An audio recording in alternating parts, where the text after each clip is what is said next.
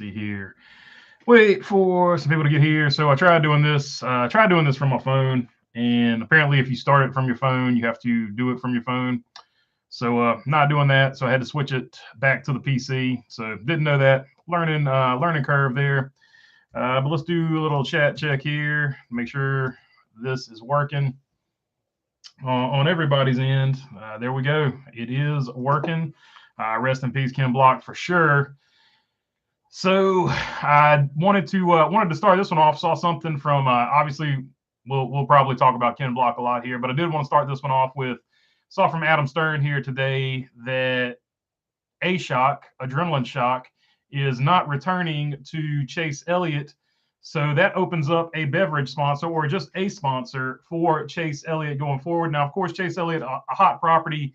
Anybody would be happy to jump on board that Chase Elliott thing. I think a shock jumping off of Chase Elliott is a sign of the times. Companies are struggling and things like that.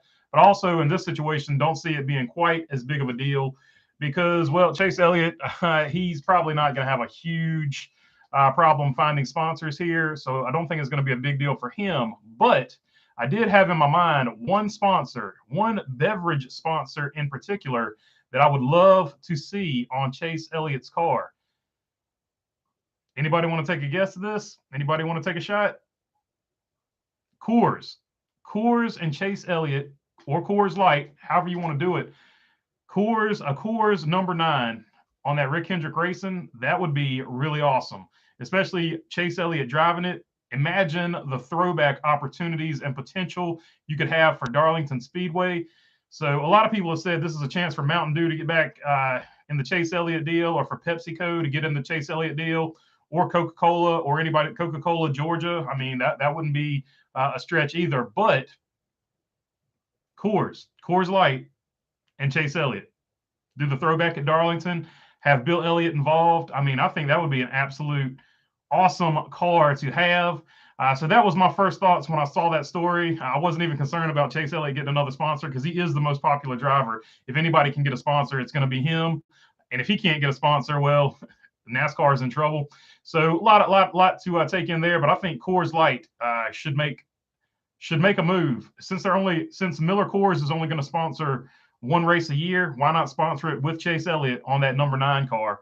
I think that would be the most bang for their buck that they could ever possibly get. So that's my thoughts on that. All right, let's jump into the chat and see what is going on. Jay Ellis says, rest in peace, Ken Block. Yeah, no doubt about it.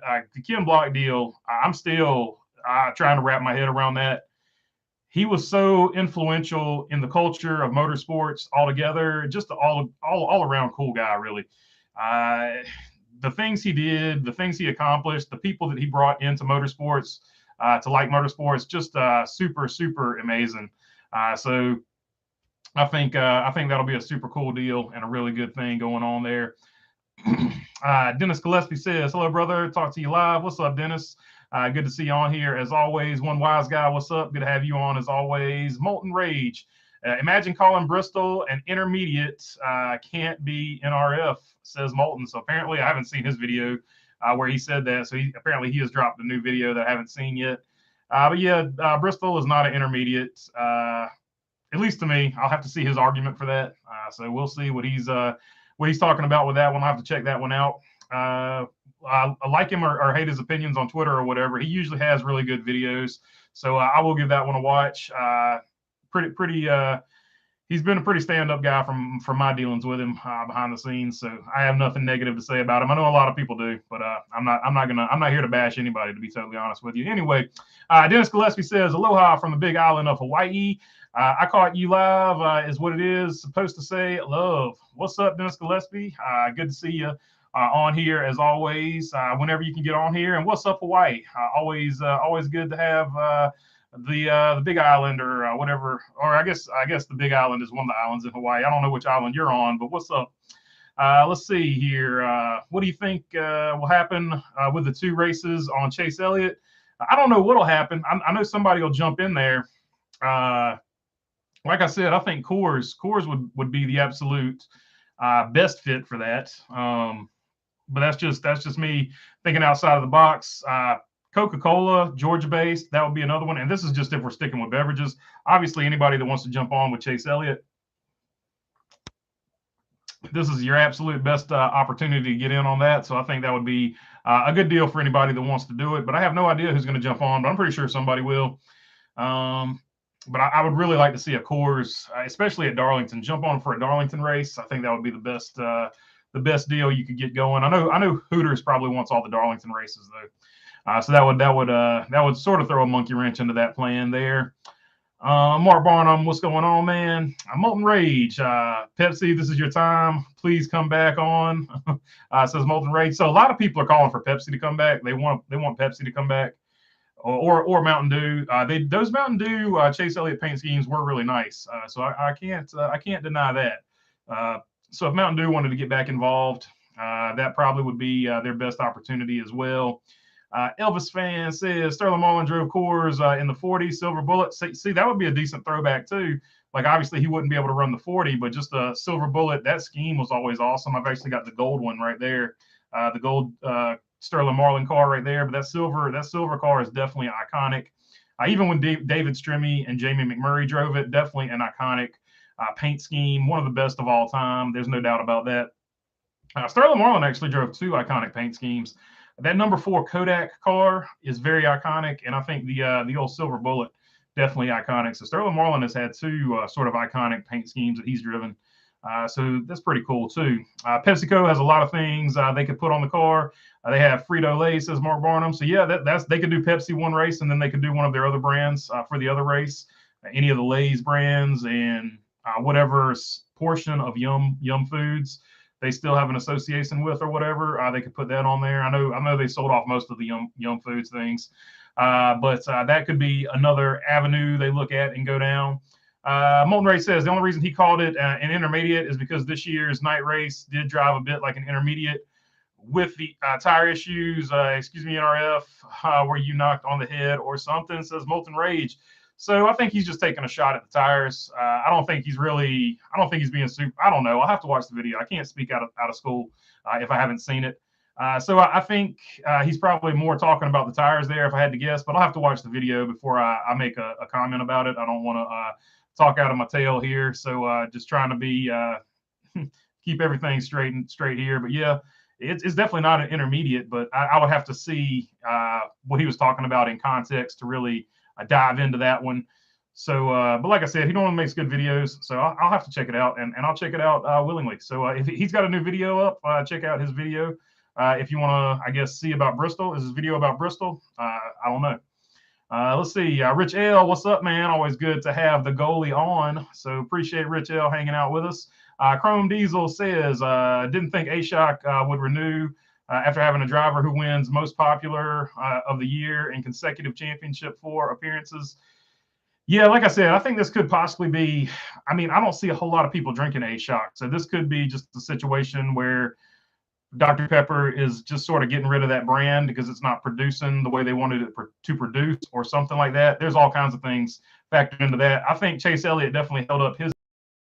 So I don't think that they could possibly be upset with the ambassador. So that's my thoughts on it. I know Dr. Pepper is still sponsoring Bubba Wallace, right? So Dr. Pepper is still interested in the sport. This just might be Dr. Pepper giving up on their energy drink brand, which is Ashok. So that's more or less what I see it as. Bo Darvel says Gordon's Pepsi Super Speedway cars were awesome looking. Yeah, he never really had a bad looking Pepsi car. Most of them, there was maybe 1 or 2 that were sort of just off the wall that I didn't care for. But for the most part, Jeff Gordon's Pepsi cars were really, really good looking. And the marketing around it, this was during the Cola Wars. So the marketing around Jeff Gordon's Pepsi cars was also really, really good as well. If you watch that documentary about Pepsi where the guy tried to buy the jet with the Pepsi points or whatever, that's a really good documentary. You guys should check that out. But Jeff Gordon's in that. He doesn't talk or anything, but you can see in the Pepsi points, there was Jeff Gordon gear you could buy, and some of the commercials they show, you see Jeff Gordon and Shaquille O'Neal in the background a little bit. So it was really cool. Cindy Crawford's actually in that documentary. It's a really good documentary. If you like watching documentaries, that one is on Netflix, I believe. I forget the name of the documentary, but it's about the guy that tried to buy a Harrier jet with Pepsi points, whatever they were. But it's pretty cool. Pretty cool documentary. Dennis Gillespie says, back in the early 80s, I had about 4 boxes of Kodak film to get a Kodak car. That was right at the beginning of them to start making die-cast. Still have it along with thousands of other stuff. I have that one too, and I think it was the Rick Wilson Oldsmobile, if I'm not mistaken. Or I forget who on here always calls him Rec Wilson. Rec Wilson, number 4 Kodak Oldsmobile, if I'm not mistaken. But I have that one too, or I had it at one time. It's probably in a box somewhere and I can't find it. Let's see, Robin Marks. I'm late. Still have to eat. Howdy from the Great White North. What's up, Robin Marks? What's up, Canada? Always good to have Canada and Robin Marks on board. Chrome Diesel says, I love the Mountain Dew DW Throwback Junior ran. I love the original DW car. The DW Throwback was okay, but man, that original DW car was awesome. And I don't know, around that same time, the Pepsi Challenge. Jeff Gordon brought back the Darrell Waltrip Pepsi Challenge paint scheme, the yellow and white. That thing was cool too. So those were both 2 really good ones, sort of from the PepsiCo family. But yeah, that Dale Jr. Throwback to Darrell Waltrip was really good. And also Jeff Gordon throwing it back to Darrell Waltrip was also really cool as well. Let me just to finish out that statement. Ran in 2008 and 2011. So was a 2009 Pepsi throwback of DW and Gordon. Oh, there you go. I should have just read the whole thing. You were all over it. Too bad the scheme looked great the first 7 laps at Talladega. Yeah. He did wreck that thing early, but that was a really good looking car. It's still actually, if you try to buy that diecast, it's unless you get lucky, it's one of the more expensive ones still. No doubt about it. Robin Mark says, thumbs up the video or feel guilty. You don't have to feel guilty, but I would appreciate the thumbs up. Appreciate that, Robin Marks. And you guys always get on me for not doing the t-shirt thing. So here we go. If you want to buy a t-shirt, I'm so good at selling. I'm so good at live streaming. There we go. Boom. T-shirts. So there you go. If you want to buy t-shirts, I think I got stickers, mugs, tank tops. We got tank tops, hoodies, and sweatshirts. Well, I know we got hoodies. I don't know if we got regular sweatshirts. If we don't have regular sweatshirts, I can put some on there once I remember the password. And I don't know what else. Maybe mugs. Everything but hats, I think. Just about everything normal but hats. Anyway, back to the chat. Let's see here where I leave off. What the heck actually happened last night? What an eventful day. Says TJ Moorshed. Yeah, so I was watching the Bills football game like most people, and Hamlin went down. Apparently, it was a cardiac event. He got hit just right in the chest and had a cardiac event. And while I was literally sort of while that was going on, I got there after it had happened, but they were talking about it. And I didn't exactly know why they had stopped the game. So I started scrolling on Twitter, and that was sort of my background noise. And about the time I was putting together what was going on there, I scrolled down and saw that we lost Ken Block, and I was just like, oh my God. And it just like all of that hit me at one time. Like I just got home from doing everything. I was in a super positive mood. I was really going to make some smart butt remarks about NASCAR and NBC, which it wasn't really the biggest deal in the world at the end of the day, but it was it was sort of like it just sort of sucked the wind out of my sails, if in some sense. Like, so I was going to be all snarky and talk about how the float wasn't that big of a deal, but and the main thing about the float I was actually going to talk about that I didn't even touch on was they left Jimmy Johnson off of it, right? So you've got the 2 7-time champions, and then they put Jeff Gordon on there, and they didn't put the other 7-time champion, which would have made sense. But somebody overseas was telling me nobody overseas really knows who Jimmy Johnson is, but we do recognize Jeff Gordon, Dale Earnhardt, and Richard Petty, who was actually on the float. So that from that perspective, it made complete sense, right? So, but then when you just had that kind of bad news sort of combined together, it just sort of I don't know. There was for me no recovering from that, and like I had to go. I worked my job early this morning. So I couldn't really sleep on it and get a positive attitude about the video. Not that I was in a bad attitude, I just was down. And a lot of people said, we could tell you were down. Like I wasn't trying to be like Debbie Downer, but it was just like, man, that was heavy, right? So that was real life, and real life is always going to be more important than sports. And so like I gave the NASCAR news, and then I just had to talk about the other stuff too, because it was just such a wild series of events, right? That was something you don't expect to see on TV. That's something you don't expect to ever happen. And then to lose Ken Block in a shocking fashion, that was two gut punches. And that's just a lot to take. And I think a lot of people feel that way. And I was nervous about putting that video out, but I'm glad that a lot of people felt the same way, because sometimes when I talk about stuff that's not NASCAR, people are like, shut up, just talk about NASCAR. We don't come here for this other stuff. So I was nervous about that to an extent, but I was glad that everybody received it the same way, because it just seemed like a bigger event. And something I wanted to touch on. And so I really appreciate that. I really appreciate you guys having my back on that. So yeah, last night was not fun. Last night I sucked, just to be totally honest with you. Let's see here. Old Home Guy says Dr. Pepper is associated with Michael Jordan, I believe. That could be. That would make complete sense. Old Home Guy says Rick makes the show Rick Wilson makes the show again. I got you, Old Home Guy. So there you go. Old Rick Wilson.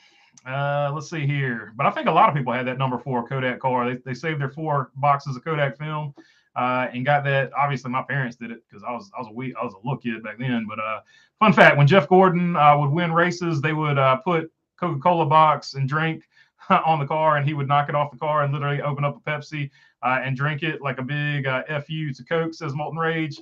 Yeah, there's no doubt about that. There was a lot of that going on, and they actually made a rule about it that you couldn't do that anymore. They basically said, we don't care who your driver sponsor is. These sponsors pay money to be in Victory Lane. And that Victory Lane is something we don't get to see anymore, because they do all the interviews on the front stretch at the start finish line. Victory Lane used to be an absolute scene back in the day. And actually, before I forget here, if you guys like fantasy racing, check out atopthepitbox.com. That's atopthepitbox.com, all lowercase. They got a fantasy NASCAR racing league. Not a paid promotion or anything like that. Just some guys that reached out to me, and I like what they got going on. Pretty cool deal, what they got going on. So if you want to do some fantasy racing, they just started up another season. This is their 6th season. So check them out at their website, see what they got going on. And if you like them and want to play some fantasy racing, give them a try. So there you go. Unsolicited, just something. They reached out to me, and I looked at it, and I thought it was a pretty cool deal what they got going on. So there you go. Still sponsorless, and I kind of like it that way for now. So we'll keep rolling, and I just get to say what I want to say. Aaron Flynn says, went back and watched some Ken Block's videos today. He was a badass. There's no doubt about that, Aaron Flynn. He had some of the best car control of any driver I've ever seen. Stunt driver, race car driver, whatever. He hung those cars out there, and I know people were like, oh, it took him more than one take. It doesn't matter how many takes it took him to get it. He hung those cars out there. He made those things happen. Man, that Pikes Peak, he ran that thing off the edge of Pikes Peak like several times. And him and the producer, I remember somebody brought this up in the comments, and I remembered it when they brought it up. Him and the producer got into it because he was like, I can't hang it much farther off or I'm going to fall off the cliff.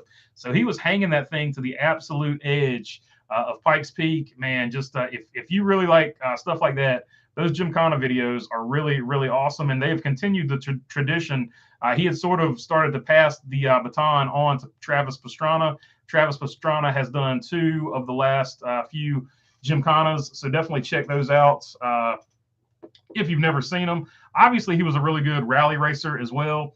He ran a lot of rallycross stuff and won a lot of the early rallycross races. Never got a championship, but he did win a bunch of rallycross races as well. What do you think about Cletus and the racetrack stuff? Says Jimmy Ellison. I hope he gets to keep the track. I hope that they don't force him out, because it seems like a lot of political BS going on down there. Like a lot of real estate people have some pull or some clout, and they're trying to force him to sell that racetrack. so that they can develop more real estate and put a few extra coins in their pocket. When he is outright bought that property and they already know a racetrack is there. So hopefully all that zoning mess gets defeated in courts. So hopefully it works out for him. I'm pulling for him, and I hope he gets it handled over there. Dennis Gillespie says, I'm thinking your password would be Elliott Sadler, seeing as how he liked bologna burgers. It's not it is not Elliott Sadler. That's all I can say about that. I can't get too detailed about passwords. So but it is not Elliott Sadler derived. I will say that. Jeremy Hale says, hello from North Wilkesboro. What's up, North Wilkesboro? Always good to have you guys on there. The first track I ever went to watch a NASCAR race, Cup Series race, was North Wilkesboro, and it's been my favorite track ever since. And I was there when Dale Jr. and Marcus Smith revived it, and that was an absolute event. Working on that vlog as we speak, actually. Mark Barnum, are you going to go over and race karts when Deegan gets her track going? LOL. No, I'm not gonna race karts with her, and don't think she knows who I am. Don't think I'm gonna get that invite. But if you want to see some kart racing, I do have some kart racing on the channel. If you go to one of the first videos, there's two videos of me racing my go-kart at my local friend's backyard track. I can actually do a voiceover and talk about what's going on there. If you want to see me talk about how bad that went, I can do that. But I did forget. You guys said you wanted to see me race. There is actually some of me racing on the channel already. It's just go-karts though. TJ Moorshed says Texas and Atlanta races shortened to 400 miles. Only the important 500-mile races are left on the schedule, plus the 600. Yeah, like hopefully they leave the important races at 500 miles. Like hopefully they don't make it the Southern 400. Like Darlington should always be 500. Daytona always has to be 500. I don't really like the races being shortened, but I'm not going to cry. Like, it's not as big a deal as long as they don't touch the races that are important. Like, I don't want to see Bristol ever be less than 500 laps or anything like that. So I don't know. That's just I don't know. I kind of don't like that they're shortening races, but I also I just don't feel like it's quite that big a deal as long as it's not a significant crown jewel race or anything like that. Let's see. Plot twist. Jeff Gordon is the true 7-time champion. That's maybe why JJ's car wasn't on the float. It would be ironic displaying the 3 7-time champions. Yeah, like I just didn't get it. I get it from the perspective of Jeff Gordon is probably more recognized worldwide, but it just didn't feel great that Jimmy Johnson wasn't on there. And if you're going to go with cars that are recognized worldwide, I feel like you needed to at least have the Wood brothers on there as well. Yeah, it was the float was amazing, right? People are always going to have something to say about it. The float was amazing. So let's start with that. The float was a really good looking float. They did a great job with it. But it would have been nice to see Jimmy Johnson represented on there somewhere as the other 7-time champion. And I don't have a problem with Jeff Gordon being on there. I'm not saying you need to leave one. Maybe just add another car. Maybe add 2 more cars. I don't know. At the end of the day, you're not going to make everybody happy. It was a great looking float. But it was strange that Jimmy Johnson wasn't on there. You would think they would go with the 3 7-time champions. Sort of is what it is. See here. I love the Hat Man, Victory Lane for years, says Dennis Gillespie. Yeah, so there was a dude in Victory Lane that would always do the hat dance with him. He had this really, it was really ironic because he had this really like slick back, big hairdo for a guy, I guess. So it was ironic that the guy with probably the best hair in the game was the guy handing out hats to people in Victory Lane. So that was always sort of ironic. I just missed the whole Victory Lane like situation, the Victory Lane spiel. Like it was just sort of just way cooler than what they've got now. Yeah, I mean, they're interviewing the drivers at the start finish line. I just don't really see what you get out of that. Are they trying to get crowd reaction? Because they got crowd reaction one time and it wasn't the crowd reaction they wanted and it ruined a driver's career. So I don't understand if you're trying to get crowd reaction. It looks like crowd reaction has been a negative so far as that goes. I just don't understand what they're trying to go for when Victory Lane was always a much better interview. and you had all of the branding you could put out there. Like, those people pay a lot of money to be in victory lane. It makes a lot more sense for TV to have the interview happen in victory lane and have all those sponsors get maximum TV exposure. So I just don't understand why they're doing it like they're doing it, I guess is the best way to say it. Let's see. Old Home Guy says, I started to watch Ken Block after his Ford pickup build before the Mustang. Well, no, the Mustang. So the original Unicorn, the black and gold one, was before the truck. Then they did the truck. Then they put turbos on the Mustang or whatever, or twin turbos on the Mustang. There have been like several iterations of the Unicorn, but that Ford F100 is absolutely VA. That thing is awesome. That's one of the baddest trucks ever built. And yeah, that thing absolutely rips. I think they put did they put the V6 in that truck? I can't remember what the actual engine in that truck is. I think they put the V6 from that supercar that Ford built is in that GT supercar that Ford built. I think that's a V6 in that truck. I might be wrong about that though. I doubt it, but would love Fox or NBC to bring back Victory Lane interviews. Was it really a network request? Maybe it'll come back in the next TV deal. I can dream at least, says Albert Shivers. As far as I know, it started off with sort of the everything going on protocols, right? It started off with those protocols, and we've just never gone back to Victory Lane. As to my knowledge, that's what happened. Philip Kenovan says Ken Block lived his life on the edge. No doubt about it. He was a daredevil. That's what I said. Like I said in the video, he's probably the biggest name in sport. What would you call it? Stunt racing, stunt driving, or whatever. He's probably the biggest name in stunt driving since Evel Knievel, and he brought people from all aspects of life to motorsports. He's a guy that can't be replicated. He was sort of one of a kind. Evel Knievel was one of a kind.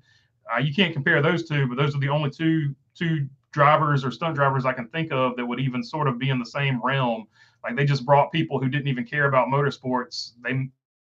They made them care about motorsports. So he's not going to be replaceable. He's just one of those guys, and I'm just my heart absolutely goes out to his family, and not only his family, but the adjacent family of Hoonigan, the other company that he started. That definitely had a family vibe to it. All those guys seem like they hang out and have a good time together.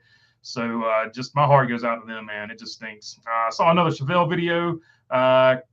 This could be the next Cup car for GM, says John Lewis. That's a big rumor. A lot of people are talking about it. I have not found anything official about the Chevelle being the next car for NASCAR, but you never know. It could be the Chevelle. It would make just as much sense as anything else. Turbo 14, the Hat Man has an interview on Scene Vault. So yeah, check out the Scene Vault podcast too, if you like podcasts, especially some of the older stuff, because the Scene Vault, they cover a lot of that stuff. Really good. Really, they got a YouTube channel if you want to catch the clips, but a really good podcast. If you want to listen to a podcast, I know a buddy that listens to them going to and from work, and that's his favorite podcast. Former RCR man, so he really enjoys it because it brings him back to his time being in the sport, and he recognizes a lot of the stories. He really enjoys the work they do there, as do I. But I'm not as I can't get as nuanced as he can about it, because he knows way more than I do. TJ Moorshed says, if only GM revamped Chevrolets into GMCs and tease the fans with kind of new manufacturer, that would be hilarious. That would be pretty funny. We got a new manufacturer coming to the Truck Series, GMC, and it would look almost exactly like the Chevrolet. That would be pretty funny. William Wagman says the Rose Bowl float was very nicely done, but it looked like it was done 20 years ago. The reason NBC did not want to cover it is because it did not represent the new NASCAR era. So there's a lot of theories about it. The official reasoning that NBC is giving is that a float broke down in front of it and delayed the whole parade, and that's why it didn't make the time window, because one of the floats in front of it broke. So there's your official reasoning from NBC. But that being said, if it was really an important partner that they wanted to show, they would have had a cameraman walk down there and just got a live feed from one of their cameramen that they had on the ground. So at the end of the day, is it the biggest deal in the world? No. But it's not a great look. And a lot of people were upset because a lot of people really wanted to see that float in the parade. So I can understand them being upset. Bo Darville says, I'm not sure people really believe that Jimmy is an all-time great driver. Yeah, he gets a lot of hate. Like he is an all-time great driver. 84 wins, 7 championships. You can't take anything away from the guy. He is super talented. He is super good at what he does. A lot of it is, was he better than Richard Petty? Was he better than Dale Earnhardt? I don't get into that stuff. Like, he was the best of his era, right? And I don't care how he got it done. So the people saying he wasn't talented, I'm not on that train at all. Now the people that are like Jeff Gordon was better, this, that, and that, I don't get into that. Like, I just don't get it. But to not have a 7-time champion on your float, to me, didn't make any sense. Like, I didn't get that. But the counterpoint to that made the most sense that somebody brought up is Jeff Gordon is more recognized overseas. Jeff Gordon is more recognized than any other driver other than Richard Petty and other than Dale Earnhardt, and that's why they put him on the float. So from that perspective, if you see NASCAR looking at it and saying, who is our most popular drivers of the that are retired of the past, whatever, that logic would make sense. So from that perspective, that angle, it would make sense as to that is why that they chose the drivers that they chose. But at the end of the day, no matter who they put on there, you're not going to make anybody happy. I'm surprised nobody has said, how come there were absolutely 0 Fords on the float? How come there were 0 Toyotas on the float? I'm surprised nobody has gone with that angle either. Bent Christer Johansson says, hi again from Norway. What's up, Norway? I just want to say that as a Kyle Busch fan this year, he gets to be the #1 yearly win streak. Gets a chance to break the 1 win per year win streak. If he gets a win, it's been quite a while. It's been quite tough the last 2 seasons. So yeah, he has barely held on to that streak the last 2 seasons. I think he's in a great situation this year. I think it sort of helps him out that he moves because he will get that chip on his shoulder. I think we will see a much more focused, not that he's ever unfocused, but we will see an absolutely as focused as he can possibly be Kyle Busch. And I think he's in fast cars. I think we saw last year with Tyler Reddick getting what should have been 3 or 4 wins. Chase Briscoe got him one time, and then he had a transmission fall out at the LA Coliseum. He could have had 4 to 5 wins. He ended up with 3 wins, I think. So the fact that he got 3 wins and probably could have got 5 or somewhere like that, put Kyle Busch in that car, I would expect very similar results. I would expect, 3 to 5 wins, 2 to 5 wins, however you want to look at it.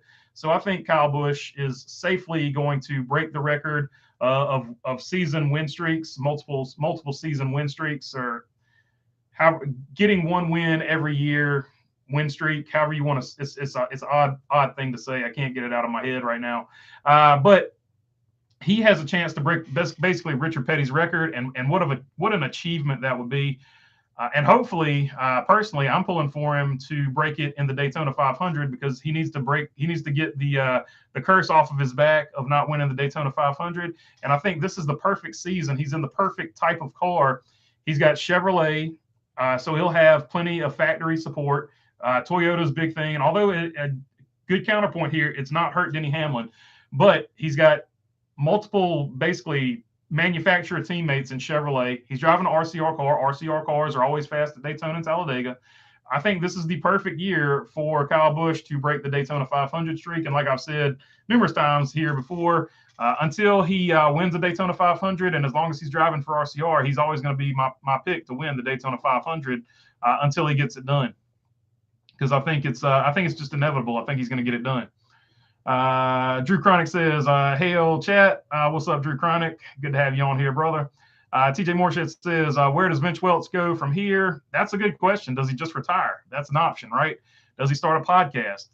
You see a lot of guys like John Stossel has started his own YouTube channel. Does Vince Welch start his own YouTube channel? Does he sort of start his own media? You've seen a lot of guys that went away from traditional media. They start their own media, whether it be a podcast, a YouTube channel, something like that. I could definitely see Vince Welch doing something like that. Or does he just, is he to the point in his career where he said, hey, I've done everything I want to do. I'm going to go ahead and hang it up. It was a good run, but this was it for me. lot of different options. Of course, a new TV contract's getting signed, so he might just be out 1 year, and then when the new TV contract gets signed, he picks up with another organization. So it's just going to be interesting to see how it falls, and a lot of speculation as to who's going to replace him. Two camps of thought there. One camp of thought thinks it's going to be Kurt Busch. The other school of thought, of course, is that it will be Jamie Little. So there's your two possible front runners as for who is going to replace old Vince Welch. Hate to see him go. Hate to see anybody get fired, to be honest. But he had a good run, so that's as much as I can really say about it. Drew Chronic says Hoonigan, what's up? Yeah, Hoonigan in the chat. Appreciate it there, Drew Chronic. Losing Kim Block just stinks. Philip Canavan says Block the best at extreme sports. Yeah, he's in the top 5, right? Like I can't think of too many that were better. It would have to be, him and Travis Pastrana, tit for tat as far as that goes. Molten Rage, he's not happy with Skip Bayless. I'm not even going to talk about Skip Bayless because I'm not going to dignify what he tweeted last night. I'm just not going to get into it. He tweeted something extremely stupid for somebody of any age, but especially for somebody his age. He tweeted something heartless and stupid. And if you want to look at it, I went off. I said what I had to say on Twitter last night, and I'm just not going to honor anything he's got to say going forward. I'm not a fan of Skip Bayless, and he can kick rocks. Chad Huffman. That being said, everybody makes mistakes, and everybody should have a path back and all that stuff. So I'm not asking for him to be fired. I just didn't care for a statement he made.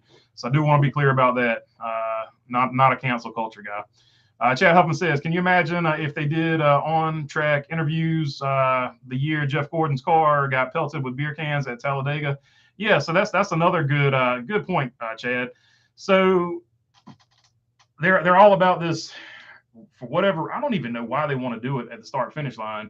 So I can't even wrap my head around that. But just there's so many things that can go wrong there. They've basically gotten one driver. His career ended over something he had nothing to do with.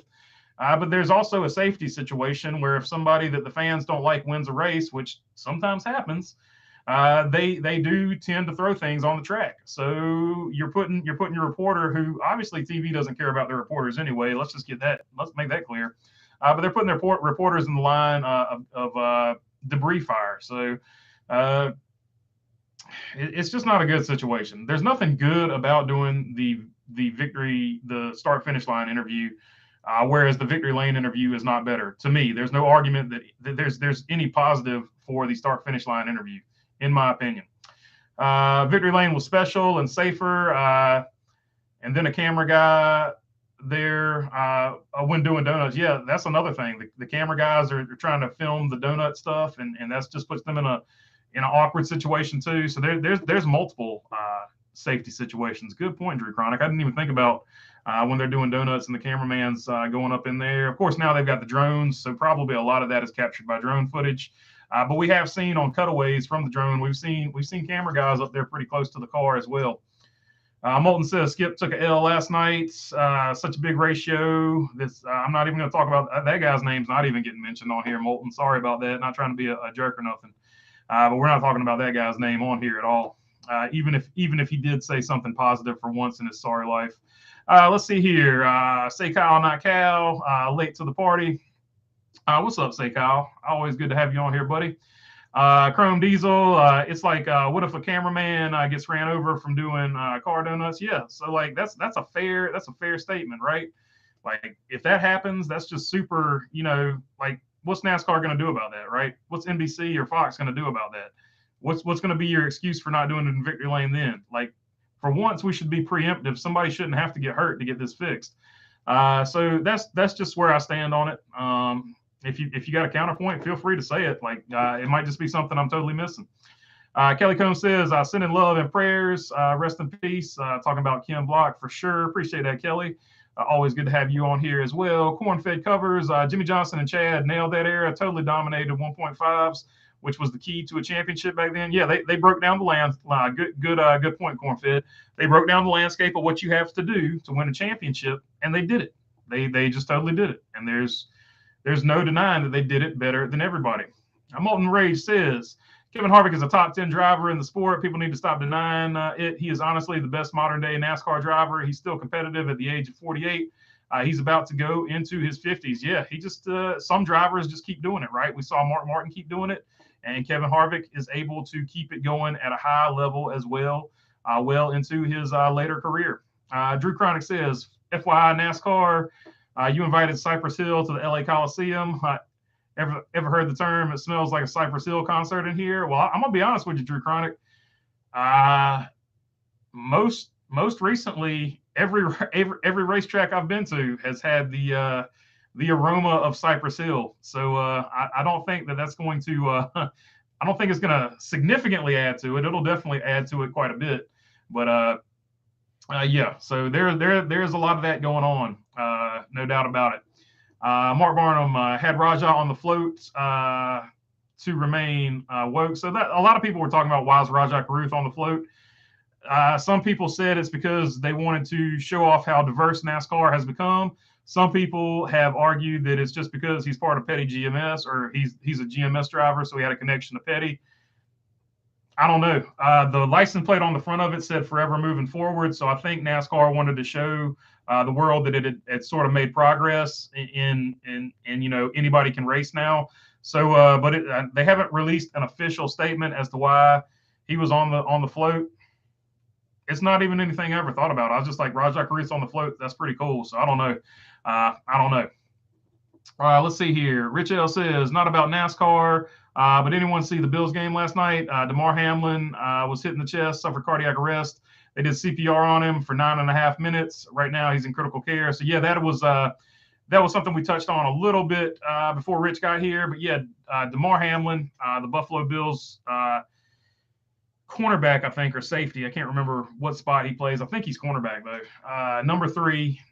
He took a hit in just the right way that basically caused a heart attack or cardiac arrest, whatever you want to call it, and he didn't have a heartbeat for a little while. They did get him resuscitated on the field, and hopefully it all turns out okay. But it was surreal, and that's what we were talking about with Ken Block. As that was going on, I read the news about Ken Block passing, and I was just like, man, that really just knocked the wind out of my sails. Just not good. So hopefully he pulls through it. There was a soccer player that had a similar situation, and he has recovered, and he is still playing soccer. So I'm hoping that DeMar Hamlin can get back and be right, and hopefully he can continue to follow his dream, whether it be football or something else when he gets back.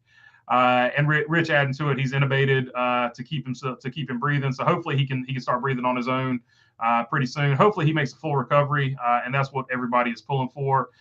So thoughts, prayers, or however you believe, well wishes lifted up to DeMar Hamlin. Absolutely no doubt about that. So yeah. No doubt. Appreciate that, Rich. Drew Chronic says, I want Kyle to do good in the 8 car. I think he will do good in the 8 car. I think it's going to be a good situation for him. I don't see him struggling. I think he'll be able to put up the exact same numbers that Tyler Reddick was putting up. I don't think it'll be a problem. Michael Honeychuck said, yeah, like where was the Yugo on the float? Exactly. Now we're asking the real questions, Michael. Thank you. There was no Yugo on the float. They should have had the Jeffrey Earnhardt Yugo on the float, and we will accept nothing else at Baloney Burger Media from here on out. If there is a NASCAR float, it must have the Jeffrey Earnhardt Yugo on it, or it's not a real float. That's any racing float from here on out. We have to have the Jeffrey Earnhardt Yugo, or there were some rally Yugos back in the day. Maybe perhaps a rally Yugo as well. John Lewis said there were no EVs on the float. That's why they didn't show it. Says John Lewis. So a lot of people are saying that too. Like NBC doesn't want to upset the climate activists by putting racing on there, because they don't see racing as something that is good for the environment. So that is a fair argument that a lot of people have had. NBC's official statement on it, however, is that something broke down in front of them, and that's why they didn't put them on TV. My counter argument to that is they easily could have had one of the cameramen on the ground just walk over there and film it on foot. They do that all the time, and don't at me with they didn't have cameramen on the ground. They did have cameramen on the ground. They always have cameramen on the ground. So let's see here. Sven Larson, what's up, Sven? Painful to admit, Jimmy Johnson is a legendary driver. Screw NBC. Yeah. Jimmy Johnson was one of the best of all time. 84 wins, same amount of wins as Cale Yarborough. Enough said. Cale Yarborough, one of the best ever. Jimmy Johnson has just as many wins. Of course, you can't compare championships across eras, but 7 championships in any era, you were getting it done. So it is what it is. I can't say anything bad about Jimmy Johnson because he was a heck of a race car driver in his prime, and nobody will ever take that away from him. And hopefully he does some good things in his runs for Petty GMS this year. William Wagman says, I'll leave it at this. All the cars on the float look like neons, and the rest in peace, Ken Block. You did good, kid. Yeah, Ken Block was the absolute man. No doubt about that. Yeah, and they could have. It's a float. I think they did as good as they could on it. So I'm not going to bash them too hard for them not looking like exactly like a cup car or anything like that. They are made out of flowers at the end of the day. Eric Harris says, man, all of a sudden, lots of Dale Senior videos coming up on my feed. Miss that man being here with us. Yeah, for a lot of people, I was a big Dale Senior fan. So, and as he was getting older, I'd already had the thought process of like, man, I'm going to be messed up when he leaves us. So I knew I would be upset about that one. But the Ken Block one, I never really thought about him like that. For whatever reason. So to him, his leaving was sort of more like Alan Kwiecki and Davey Allison, where I didn't realize how much I liked those guys until they were gone, because I was an Earnhardt fan at the time. But man, did that hit me? It's the only thing I can think of where it hit me like that, where I was like, holy crap, what happened? And when I heard that about Ken Block, that's exactly where I was at. Holy crap, what happened? And I know for a lot of people, that's how they felt about Dale Sr. So for that, I totally understand. Probably a lot of people are looking up stuff like that because it brings them back to that time. That was the last time that it hit like that they felt like that. I can totally see that. RJ says, Jimmy was one of the few rookies to start on the front row of the Daytona 500 beside Loy Allen Jr. So there you go. Loy Allen Jr., that's a throwback reference right there. Loy Allen Jr. was the man at getting poles. And then he couldn't keep up with adjustments on the car after he got the pole. He could lay down one of the hottest laps of all time. Loy Allen Jr., I think he was out of Raleigh, North Carolina. So there you go, Loy Allen Jr. reference. But yeah, Jimmy Johnson, he was always good at Daytona qualifying, even his rookie year. He was good just right out of the gate because he got those good cars from Jeff Gordon. Jeff Gordon gave him all of his old cars. So Jimmy Johnson never had a down season until probably like, 2017, 2018, somewhere in there. He started having down seasons. How did RCR get all the sponsors for Kyle, but Joe Gibbs couldn't, says Maverick? That's a question a lot of people have asked, Maverick. And the simple answer is I don't think that they tried as hard as they could have. I can't prove that. That's just me thinking out loud. I've got nothing to prove that. But it just seems like to me, if you can't find a sponsor for a 2-time champion, any sponsor, I don't get it. So Sky Talent says at Maverick, Ty Gibbs. Ty Gibbs is the reason they couldn't find a sponsor for Kyle Busch. That's also another very popular theory. So there you go. And I think there is some truth to that. John Lewis says, I'll post again. Eric Jones wins the 500 poll. Poll time, pick 3. Okay, there you go. Here we go. I don't know how to do a poll with that one, though. I'll have to think of a poll here in a minute. TJ Moorshed says, Alan Bestwick, Mike Joy, TV booth sign here. Yeah, Alan Bestwick, a lot of people miss him. Mike Joy, absolute man, absolute legend. So I could get down with that. And then whoever they put in there, whether it be Clint Boyer, Kurt Busch, a lot of people floating the idea that they want Kurt Busch in the Fox booth. So we'll see what happens going forward. RJ says, Maverick, probably that's due to Joe Gibbs giving up on Kyle last summer and wanting to wait to announce Ty Gibbs to Cup. So there is a strategy to that, right? If you know you're getting off of Kyle Busch, you just say you're trying to find a sponsor for as long as possible, and you don't make the announcement till as late as possible to hinder other people when they get Kyle Busch from getting a sponsor for Kyle Busch, right? So that was there is sort of some gamesmanship there. So you can make an argument. I'm not saying that's what happened, but I'm saying you could see the gamesmanship being played if Joe Gibbs wanted to play it that way. And I wouldn't put it past them because business is business, right? We saw Denny Hamlin snatch Tyler Reddick right out from under RCR's noses. RCR signs an extension for 1 year with Tyler Reddick. Then like maybe a week later, it's announced that he's going to 23XI after that extension's over with. So I mean, that's that's as wild as it gets in silly season, right? So I mean, at that level, it gets very cutthroat.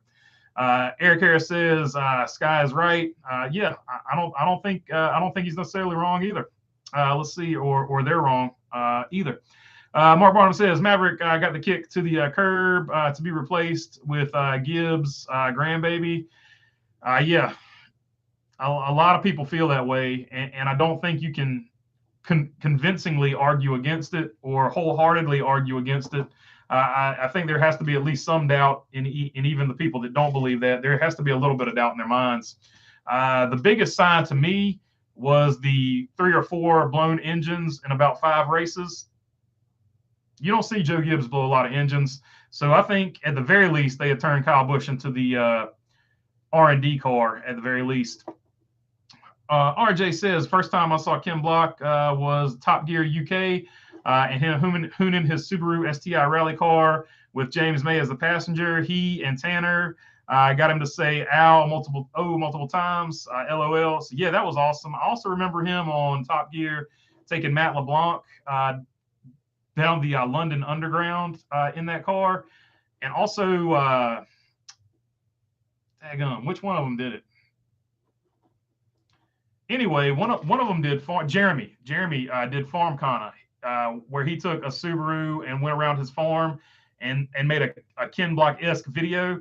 And then they showed the behind the scenes of that. And half the time he wasn't really driving when he was making the faces and stuff like that. Jeremy wasn't. I can't call his last name right now, and it's driving me insane. But anyway, so Ken Block had some good times on Top Gear. Top Gear is a great show. One of my favorite shows. Top Gear UK or US. I like both of them. I wasn't real picky about it. I thought both presenters did a great job. RJ says, good evening, Mark. Anthony Auto Club Speedway says, Coach Gibbs right now saying, all right, guys, Ty Gibbs is first, so do whatever it takes to help him win. Then the rest of you are second. That's definitely how it comes off, right? And I would say arguably their best driver over there right now is Christopher Bell. As far as in the future going forward, obviously Martin Truex, Denny Hamlin are legends, but all the chips on the table, future going forward, Christopher Bell's got to be your dude. Let's see, Drew Chronic, Jeff Gordon, and Dale Jr. said they heard teams are not making money, and Gibbs cut Kyle and his huge paycheck. So that was definitely how definitely how Gibbs wanted to spin it. But at the end of the day, it came out that the salary wasn't even something that Kyle Busch wanted or whatever like that, at least according to Kyle Busch. So that's Kyle Busch's side of it. So it's one of those deals. It's a he said, she said type situation. Let's see here. RJ says, bring back the Victory Lane interviews. Yeah, I would love for that to happen. It needs to happen. I was late. What happened to who? Says Cooter Yeti. Wow, where do we start? So the bummer news of what happened to who was Buffalo Bills player Damar Hamlin.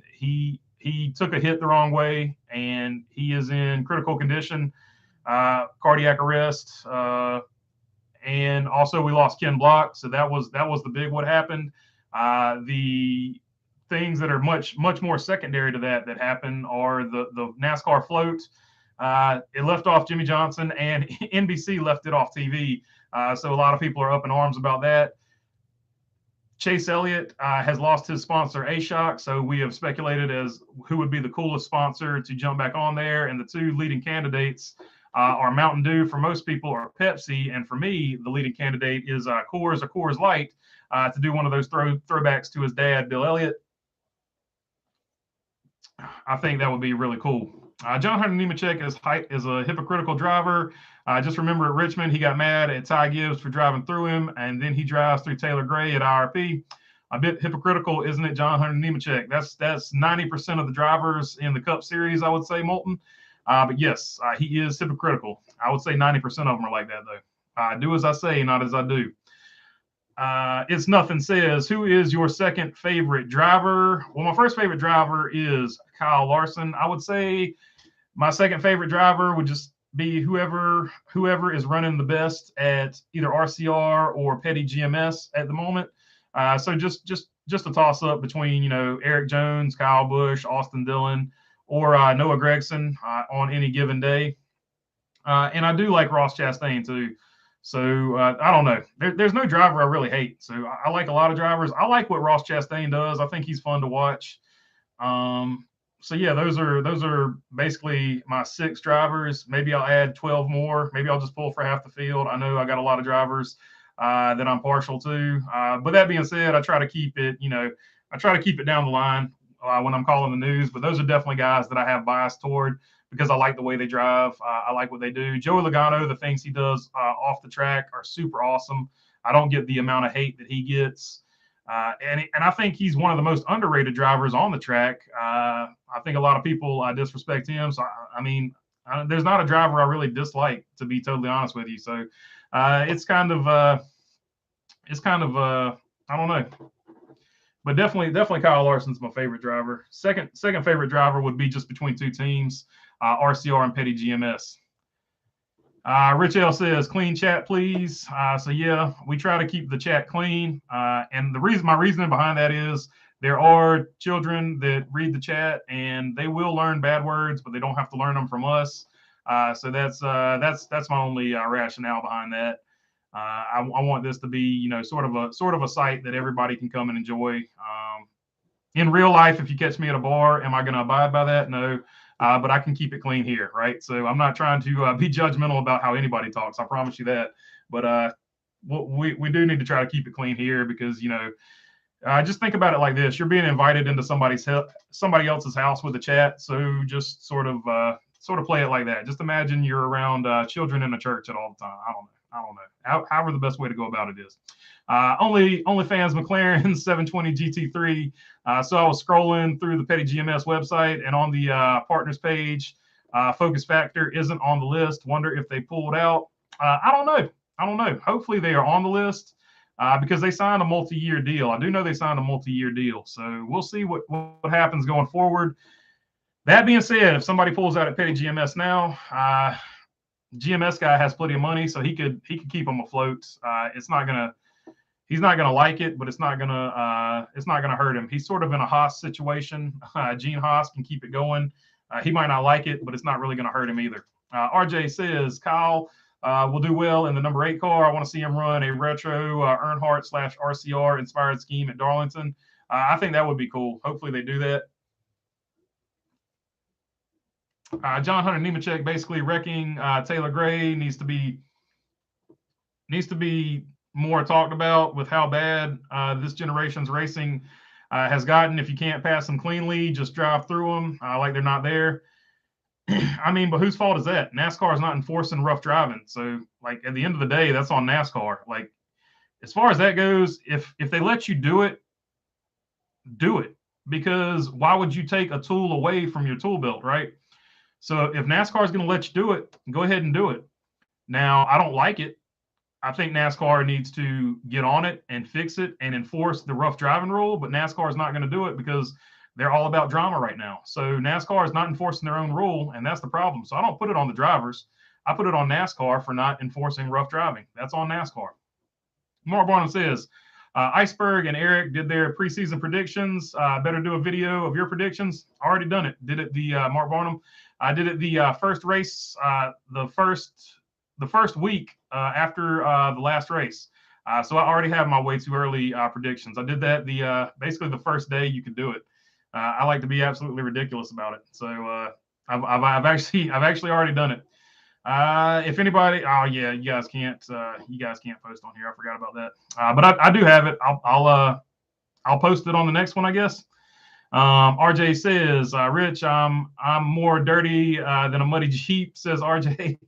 So there you go. Blitz said good night. What's up, Blitz? Glad you joined us here. NASCAR guy saying, what's up, NASCAR guy? RJ says, Philip Canavan, yet the Nissan Leaf has 0 emissions. badging on it, even though it's not zero emissions. Yeah, so a lot of controversy around zero emission cars and all that stuff. Delmar Kaufman says David Pearson gets overlooked. 105 wins, 3 championships. I agree. Definitely should have had a 21 car on there as well, I think. But how many cars can you put on there? At the end of the day, you're not going to have everybody on there. Let's see. RJ says that's because David only had a handful of full-time seasons. So yeah, that's another argument a lot of people like to make. Bo Darvel says, I'm not dissing Jimmy. I just think people give Chad more of the credit. I like Chad. I could have had that success with Harvick, or Bush, so on, so on. That's a fair point Bo Darvel, the bandit, is making. A lot of people say without Chad Knaus, Jimmy Johnson wouldn't have achieved what he achieved. They give all the credit to Chad Knaus. It's one of those things. Prove it. Chad Knaus went over to William Byron. He didn't win a championship with William Byron. Then he became the very next year the director of Hendrick Motorsports. So it's one of those things you can't really prove it. A better argument would be Dale Inman, because Dale Inman won all 7 championships with Richard Petty.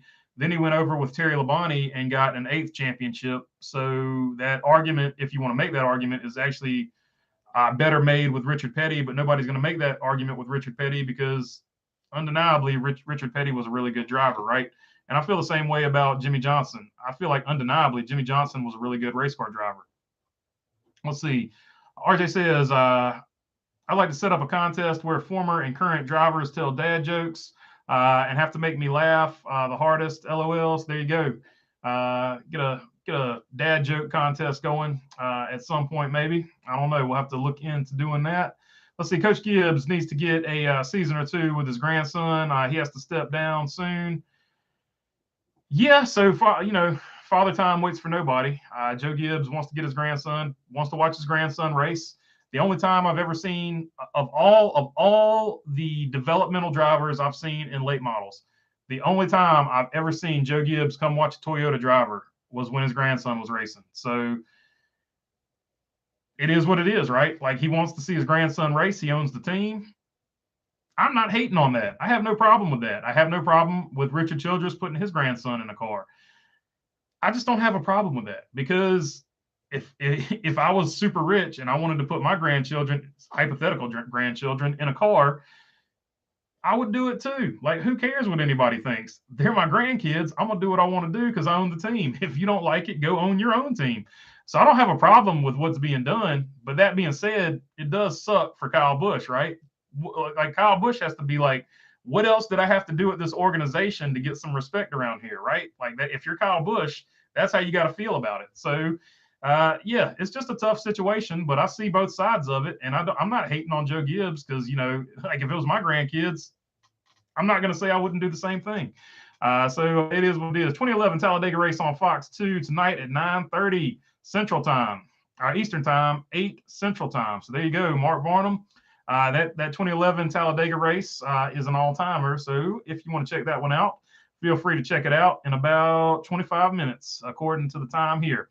Aaron Flynn says, Dirty Mo on Fox with NASCAR racing. That would be pretty cool.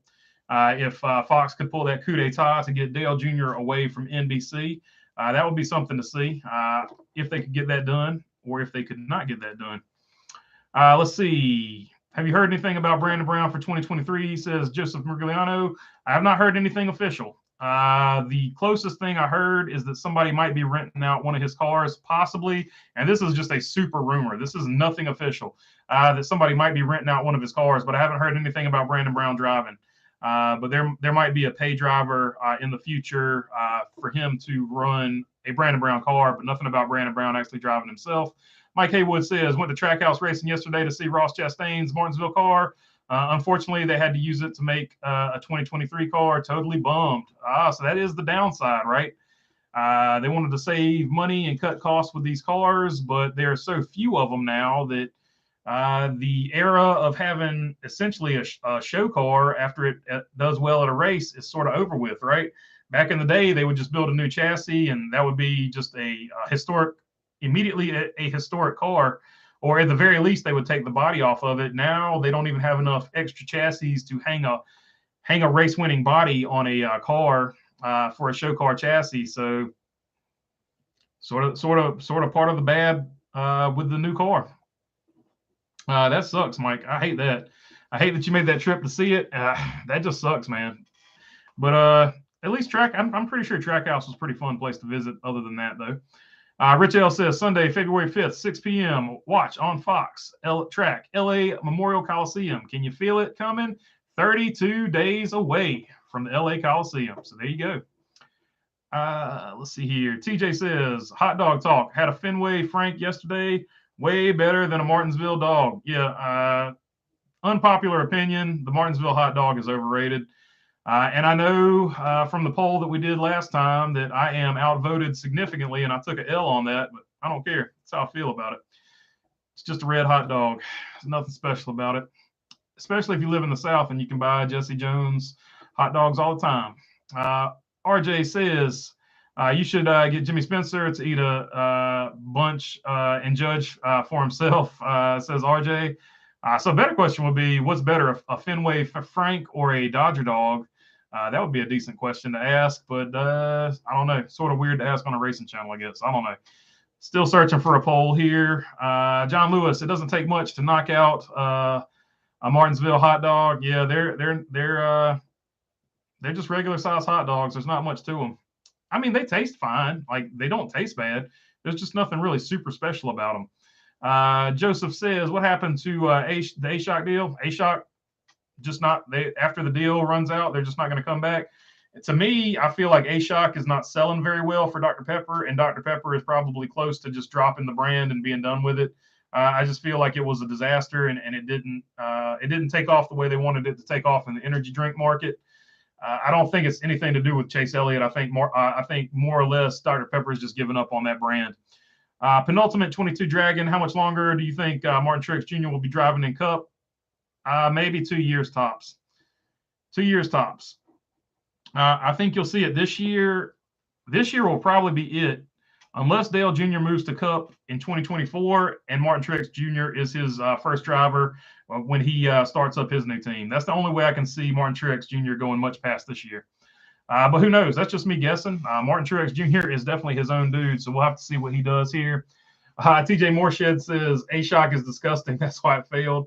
They didn't have a whole lot of good flavors. I'll say that. The red one was probably the best one, but there were better options out there, in my opinion, as well. John Lewis says all drivers are good with the exception of the 11.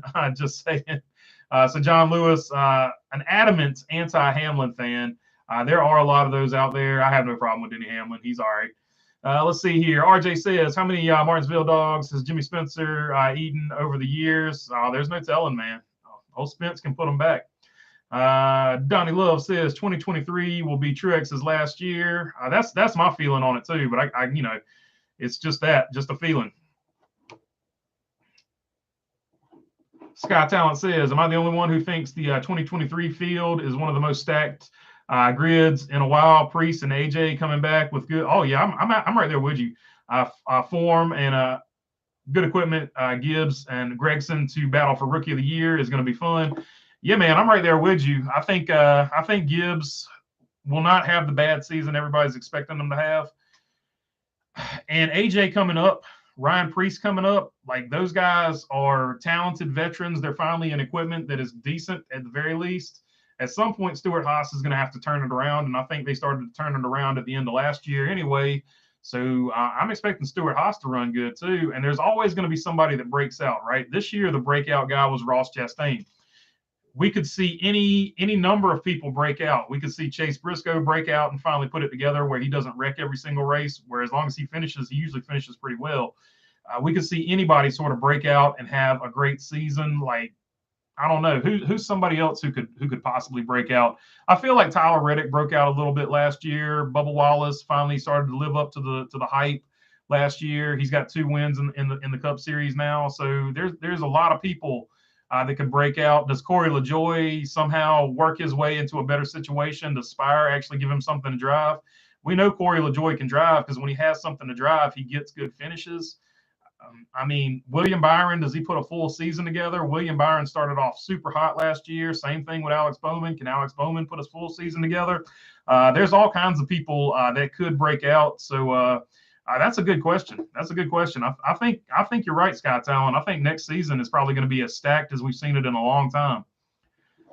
Let's see. Maverick says, how well do you think Ty Gibbs will do his rookie season? Do you think he'll win a race? I think he'll start off probably slow, and he'll pick it up as he goes. The good thing for him is he's got about 13 races under his belt. So he already has sort of a feel for the car, but I think he's got a chance at winning a race. I wouldn't say for sure he's going to win a race because not many rookies win their rookie year, but I think he'll compete for some wins toward the end of the season. I think about halfway through the season, he'll put it together. He'll figure it out. So if he wins, I would see it. I don't think he'll make the playoffs, but if he gets a win, I would see it on the back end of the season. He's a good little driver. People might not like his attitude and stuff like that, but he's a pretty good driver. Let's see. Say Kyle, not Cal. Do you think Exalta redesigns that god-awful Raptor scheme on the 24 this year? I don't know. I hope they do. I understand why they schemed it the way they did, and it probably looked really good on paper, but and some people liked it. I should say that, but did not come through well on the actual vehicle. So I don't know. Mark Barnum says, I think someone will black eye Gibbs in 2023. It's possible, man. It's possible. They've let the fisticuffs go unchecked on pit road, so it's definitely possible. They're gonna milk Kyle in that RCR Chevy, 5 different die casts already. Oh yeah, you got to make your money back however you can. Drew Chronic. So far, the Lenovo one is the best looking one. I'm waiting to see the 3 Chicana car because that's the one I want to see. Rich L. I don't swear, drink, or smoke. Doggone it, I left my cigarettes at the bar again. There you go, Rich. I feel you, buddy. Mark Barnum says, LOL, RJ. Drew Chronic says, imagine NASCAR start having incident points during the race like they do on iRacing. That would be pretty hilarious, Drew Chronic. A lot of these guys would be sitting at home in timeout because their hit points are up too high. Let's see. How many points would Ross Chastain get for riding the wall? He would have had to miss the championship race just for that move alone. I want to be surprised if Focus Factor. Wow, learn how to use English, man. I'm talking about myself, not you, Moulton. I want to be surprised if Focus Factor leave. They didn't seem like they were super into the sport. It just seemed like they were only there because Richard Petty managed to get that deal. Yeah, I don't know. It's just one of those deals. Did Focus Factor have the year they thought they were going to have? It's a fairly new company, I would say. So I don't know. They might be in the same situation as A-Shock where their energy drink didn't take off, or energy pills in that situation. They do have energy drinks as well, and I've heard they're not tasty. I'd say maybe that's something we can do for 9,000. Do you want to see me taste every beverage from the 2023 or 2022 season? Taste every beverage. Maybe that's something we can do for 9,000. I will taste every beverage sponsor and see if it was good or not. Drew Chronic says that's one way to attract sponsors, to tell you which ones are terrible, right? Drew Chronic, iRacing, you get strikes for touching or spinning in a race 18 times and you are out. That's what I'm saying. How long when Ross Chastain rode that wall? I think that was all 18 right there. So he would have had to miss the championship race. Moulton says, I do think Focus Factor is not going to return this year as a primary sponsor. I think they left. They just wanted a one-time deal, then opted out on the second year. Like they didn't really care about it. Could be. They could just be seeing like how much traction they got sponsoring a NASCAR Cup car. I don't know. Penultimate Dragon says, watch 2311 absorb JGR once Joe steps down. That's a situation I could see happening for sure. We've actually talked about that on here before. Joe Gibbs is super tight with Denny Hamlin, and he's one person that Denny Hamlin's one person I think will always be safe at Joe Gibbs Racing. But I could see a situation where Joe Gibbs sort of hands the reins over to Denny Hamlin, and it becomes 23-11 JGR, some form of that. Or it becomes JGR Jordan Gibbs Racing with Denny Hamlin or something like that. Like I could see that happening. But in that situation, you would end up selling off a charter because you would already have 4. So I don't know how that would exactly work. But I could definitely see a situation like that happening where Denny Hamlin ends up being the guy that takes over JGR in some capacity. Anyone have a dog that snores really loud, says RJ? Not anymore, but I did have one. He was definitely a snorer. Pit bulls are bad for that. Joseph says, how come Ty Dillon never drove for RCR and Cup? He didn't want to. He just chose not to. That was his choice. Whether or not that was a good idea or a bad idea, that's up for debate. But he chose not to drive for RCR. He wanted to make it on his own in sort of his mind, I guess. Do you think the 48 car will make the chase? Says James Sinek. Yeah, I think Alex Bowman will get the 48 car back in the chase. Alex Bowman's underrated. He always has these dips in a full season, but I think he's underrated, and I think he'll get it in there. NASCAR guy says, we cannot deny Ty Gibbs' talent, Gibbs' relation or not. He will win in Cup. We'll see how many times. I agree with that. I think he will win in Cup. I just don't know if he'll win his rookie year. It's really hard for rookies to win. It's a lot to put together. But like I said, it shouldn't be the end of the world no matter what. Let's see here. Penultimate Dragon says, should different series have different engine sizes like they did back in the day? Cup V8, Busch V6, and Goody's Dash, a 4-cylinder. I would actually go the opposite with that. I would like basically one engine for all of them, and they just modulate basically the intake coming into it. That would make the most sense. That would actually save the most amount of money, to be fair, because then you would have one engine and there would be one different intake for each division. I think that would save the most money. Rich L says, I'm not seeing JJ doing anything spectacular driving for Petty. It will be more of a money-making deal with the fans. Rather see a young driver that's come up to the ranks get that ride. So Rich, I agree. It is partially to make money, but also I think he'll do okay because he'll only be focusing on a few races. But they are going to put other drivers in that car other than Jimmy Johnson. So they will shake out some younger drivers, I'm pretty sure, and take a look at them that way. So I think both of your points are right, and I think Petty GMS is going to do both of them. Mark Langren, we're late, but hello from the land of the frozen chosen. What's up, Mark? Good to have you on here as always, buddy. Joseph says, how many teams for the Daytona 500 do you think are going to show up? There are reports that there's going to be close to 50. I would have to go through there and look at it. I'm not as up on it as David Land is, sort of on the Indy 500 stuff. But I would say that we're going to have at least 5 cars go home. That would be my guess. Let's see. Cornfed Cover says, I agree, BB, overrated and will make you think have internal bleeding for the next week, says Cornfed Covers. So there you go. Yeah, the Martinsville hot dog is overrated, in my opinion. And I know I caught the L on that. A lot of people disagree with it. It's 60%. I disagreed with that. Martinsville hot dog, never had one and have no desire. Not a hot dog fan. Give me a brat. Yeah, brats are good, man. Like that's a legit. I like that. A legit opinion. I like it.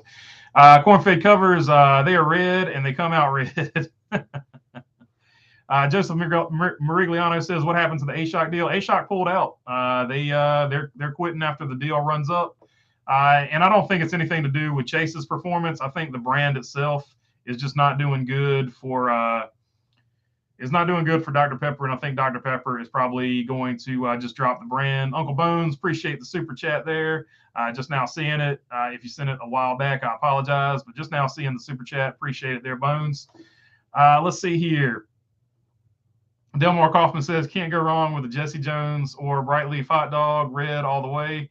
Yeah, I mean, maybe that's the problem. Like, maybe I'm just so used to red hot dogs down here in the South that the Martinsville hot dog is just not like, it's not all that to me. It's probably the most overrated food in all of sports, in my opinion. Poll, will Chastain move Hamlin again this year? Says Mark Barnum. I'll tell you what, I'll throw that one up. Roger Johnson, what's up? Roger Johnson, owner of PRW. National champion Lane Riggs drove PRW chassis this year. So what's up, Roger? Good to see you on here. He says, love the show. Keep up the great work. I appreciate it, Roger. Roger's a really good dude. PRW chassis, if you're interested in doing some late model racing, check them out. Some of the best out there, in my opinion. I'm a big spring guy, and he makes big spring chassis.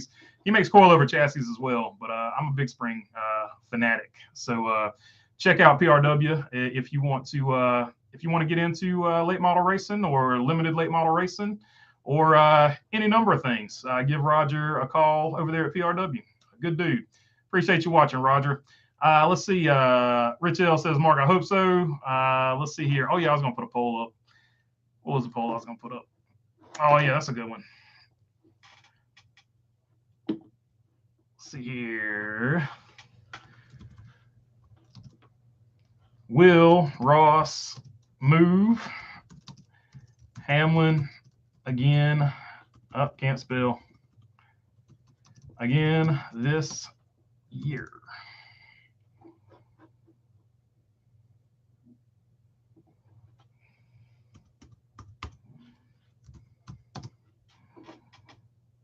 There we go.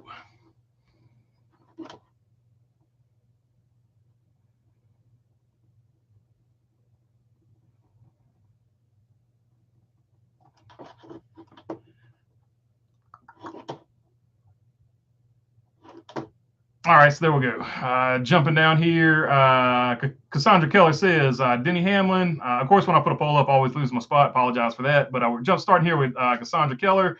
Denny Hamlin is the dirty driver. So there you go. Already some chat about the poll. Junior goes to Cup. Truex will stay and drive for him, says Mark Langren. Yeah, I agree with that. I think that's the only way Truex stays to 2024, in my opinion. I got no inside knowledge on that. That's just a guess, a total guess, to be totally honest. RJ says John Lewis sounds like he needs the crying towel from Jimmy Spencer. Go AJ wins at least 2 races next year. Yeah, I think he's going to be a super threat on the road courses, and he's definitely awesome at. Even though he hates them, he's really good at restrictor plate tracks. So we'll see if he can push his son, as they call him, to victory in the 31. John Lewis says yes, he is. Ty Gibbs got in Kyle's 54 and won, so 18 ready for him to be in the 54. So there you go. A lot of excitement over the 54 number. A lot of people.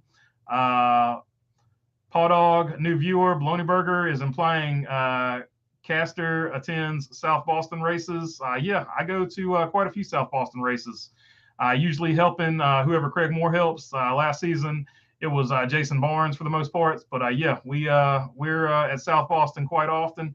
I also help out with Ace Speedway. So Ace Speedway, check out Ace. That's actually where I'll be racing next season myself. So check out Ace Speedway. They're a Friday night track. South Boston's a Saturday night track. And every once in a while, you'll find us over at Orange County as well. Mark Langren, Ty Gibbs will take the Shiner Award from Hamlin. So there you go. There you go. Of course, Denny Hamlin got that black eye when he scuffled with, ironically, Bubba Wallace back in the day at Daytona in 2018 at the 500, if I'm not mistaken. Kelly Combs said, okay, I just heard Kurt Busch is done. I don't know if he's done or not. I hadn't heard that. So I'll have to check that out. RJ Bansma says, John Lewis, I miss seeing Spencer on NASCAR Race Hub. Yeah, Spencer was a wild man. I forgot Rockstar could also come into NASCAR as the drink to replace A-Shock for Chase Elliott. That would be a good sponsor to come in there. We know that they are motorsports heavy. They do like they had Tanner Faust in the Rallycross series, so we do know they like to sponsor motorsports. So 2 races would probably be perfect for them in Cup. They always have good-looking cars, too, so that would be a good look. Let's see. They need to put tail lights and headlights so Ross can let others know he's coming. Add the blinker, too, says Rich L. So there you go. He can flash the lights at them like they do on 24-hour endurance races and stuff like that. John Lewis says Spence was the man for his time, for sure. Oh, yeah. You didn't want to mess with Jimmy Spencer or the Spencer gang. He brought a ton of brothers and sisters to the track. RJ Bansma says Molten Rockstar does not have a history in NASCAR. They don't have a history in NASCAR, but they do sponsor other motorsports. So it wouldn't be a total reach. Aaron Flynn says JRM is about to break out with Brandon Jones. Yeah, that's gonna be some serious. He's already released the Menards paint scheme for that. So if you want to see that, that has been released. So him running Menards is going to be a cool deal. RJ says, John Lewis, remember when someone gave him their mini Dodge Hound? I missed something there. Kyle's going to win the championship, says Paw Dog. There's a good chance. He could turn this into a season of retaliation. No, but I remember who Spencer punched, old Kurt Busch. Let's see, mini Dodge NASCAR hub, Jimmy, my man. I'm not that kind of dog. So there you go. That must have been during the Sirius satellite days when he had Mongo on the hood for the Sirius satellite car. Let's see. Bo Darville says, not saying Ty Gibbs will suck, but his success isn't guaranteed. That 54 car was statistically better the year before he drove it. Sure, it was Kyle, Martin Truex Jr., etc., but the car is a rocket ship. That's a fair statement. That's a fair statement, and that's what I'm saying. I liked. I do think the car is significantly better, and the car is not going to be significantly better in Cup, obviously, but it will be better than some people's stuff. But I think he's still a solid driver. Like I said, about halfway through the season, he'll probably figure it out and get a win. The Joe Gibbs equipment is just good enough. I mean, you put somebody with a decent amount of skill, they're going to get it done over there. You put somebody with a great amount of skill, they're going to win championships like Truex and Kyle Busch. Even though Truex won his with Furniture Row, it was Gibbs equipment. RJ says, Bo Darville, have you ever seen Luke? I think he jumped the General League in, talking about the Dukes of Hazzard there. Delmar Kaufman says, I like Focus Factor drinks. So there you go. I haven't tried them yet, so I can't say one way or the other. But that'll be something. We hit 9,000. I'll try every beverage. That sounds like something fun to do for 9,000. Do something a little different there. So there we go. I will try a sip of. I'm not going to drink 12 energy drinks, but I'll try a sip of Focus Factor. Any heads up on what flavor I should try there, Delmar, on the Focus Factor energy drinks? That way I'm not going in totally blind on that one because I've never had one. Moulton says, what is happening? Apparently Jordan Anderson's website does not have Tax Slayer on it. Well, Myatt Snyder, it is most likely gone from Jordan Anderson 31. I wouldn't read too much into this stuff. Like I wouldn't read too much into this stuff. Like I wouldn't go crazy just because somebody's not on a website. That's not the end of the world. Benjamin Lewis says Ross Chastain could run just 2,000 laps for a time trial in order to get his safety points up. There you go. RJ says, what's the weirdest Volkswagen? Just look at the 1973 VW thing. I would say probably the Volkswagen Karma Ghia is probably the oddest looking one. I know the Volkswagen thing is definitely weird. Karma Ghia's got to be up there too, though. Molten Ray says a couple of other companies and a guy at Orange County used to race a Volkswagen Karma Ghia. That's why I know what it is. Name a couple of other companies that seem to have left NASCAR. Focus Factor, Built Bar is not listed on the Spire Motorsports website, although they are still a sponsor with Corey LaJoie because he just gave out a discount code the other day. That's what I'm saying. I wouldn't worry about it too much. Tax Slayer has gone from Jordan Anderson Racing's website. Yes, I wouldn't worry about it too much, to be honest. We'll see what happens at the beginning of the season. I'd wait for official word before I got too worked up about that stuff. They could just be redoing the website. I don't see the two combining because the 4-car limit, but I could see 2 independent teams out of one garage with Denny having his own team. Yeah, that's what I'm saying. It could be something like that. Like he would have control over it, but as far they would figure out a way to get around the rules. Let's just be honest, and NASCAR would probably let them. Monterey says, I'm surprised Built Bar and Tax Slayer seem to be missing on Jordan Anderson and Spire Motorsports website. What is happening today? Wouldn't worry about it.